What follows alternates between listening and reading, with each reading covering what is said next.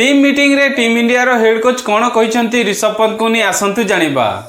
वीडियोटी को स्किप न करी शेष जाए देखंतु।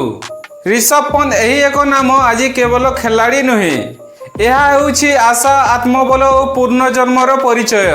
पर आसिला 2023 दुर्घटना, जीवन और मेंटल टफनेस रो एक अग्नि परीक्षा।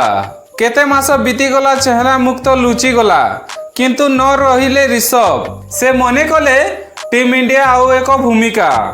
एबे से फेरिचंती जोड़े हीरो बोली। गंभीर कहिचंती तुमे एही टीम पाई जेते सब करिछ ताहा असाधारण। एही टीम मीटिंग आज केवल बैठक नुहे, यह होउछि संगठन हृदय स्पंदन, जोटी समान समर्पण और संघर्ष शक्ति देखा जाए।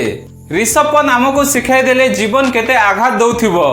जदि आशा और श्रम थाए तेबे फेरिबा संभव।